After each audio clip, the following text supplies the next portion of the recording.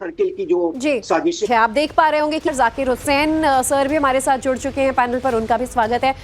जाकिर साहब, जो आपकी समझ है, आप देख पा रहे होंगे कि अचानक ये घटनाक्रम होता है आज सुबह। हालांकि अमेरिका के लिए रात का वक्त था, लोग डिनर कर सोने की तैयारी कर रहे होंगे, लेकिन अब उनके जहन में सवाल ये होगा कि डोनाल्ड ट्रंप पर हमला कब, कैसे, क्यों, इतनी बड़ी चूक कैसे? एक नैरेटिव भी पूरा चेंज होता नजर आ रहा है। देखिए, इसके दो पहलू है। अभी तो हालात सामने निकल के आएंगे। दो पहलू ये है कि हो सकता है कि लोग परेशान हो गए हों ट्रंप की पॉलिसी से, अमेरिका में जो हालात बने हों, कोई इंडिपेंडेंट आदमी लोन वुल्फ आके काम कर दिया हो। ये एक पॉसिबिलिटी है। जिस तरीके से जो है लोग इम्पेशेंट हो गए हैं, इंटरनेट के ज़रिए मोबिलाइज होते हैं। लेकिन सवाल ये है कि अमेरिका जैसी सिक्योरिटी में एक आदमी जो है बंदूक लेके इंटर हो जाता है, दैट इज़ क्वाइट सरप्राइजिंग। जो भी अमेरिका में जाता है उसको मालूम हुआ है, मैं भी गया हूँ।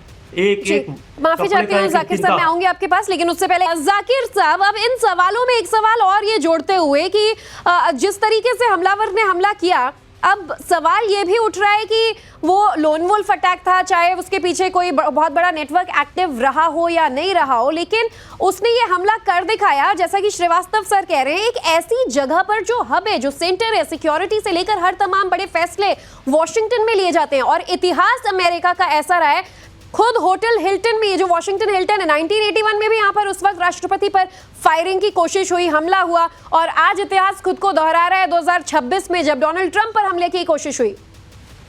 ये 2-3 बार इतिहास दोहरा चुका है। जॉन एफ कैनेडी को भी अंदर के आदमी ने मारा था।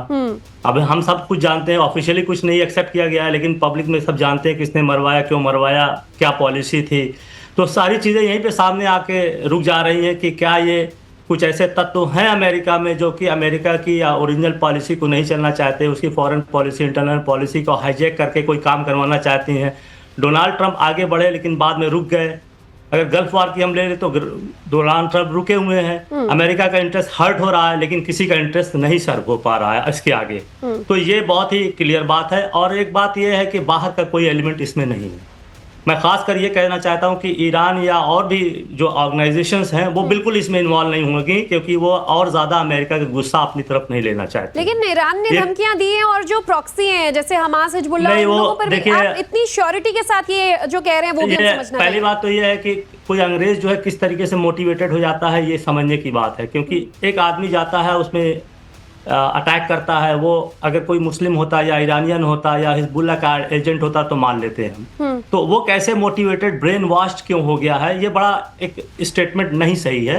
हम इसको बिल्कुल तरीके से मानते हैं कि इसमें ईरान या कोई फॉरेन एलिमेंट का हाथ बिल्कुल नहीं है। ठीक है, ये अंदर के ही एक लॉबी है, वो प्रोवोक। लेकिन एक बात फिर आती है कि इतना नौजवान, 30 साल का नौजवान क्यों जो है गोली चला के अपनी लाइफ को खत्म करेगा, क्योंकि वो लाइफ इम्प्रिजन मिलेगी, वो उसमें सारी जिंदगी जेल में सड़ेगा। तो डोनाल्ड ट्रंप के ऊपर ये दूसरा अटैक हुआ। इस बात के लिए तैयार था, तो सर पे कफन बांध के ही निकला था कि मारूंगा आज, चाहे नाराजगी और वजह तो ये इंटरनल मसला ही है। दूसरी बार डोनाल्ड ट्रंप पे अटैक हुआ है जी। अब अमेरिका, डोनाल्ड ट्रंप को समझना चाहिए कि उसकी फॉरेन पॉलिसी या इंटरनल पॉलिसी जो है वहां के लोग नाखुश हैं और वो अपनी जान देने को तैयार है। ठीक है, कर्नल राठौर, हल्की मुस्कुराहट शामिल होने के लिए सबका बहुत बहुत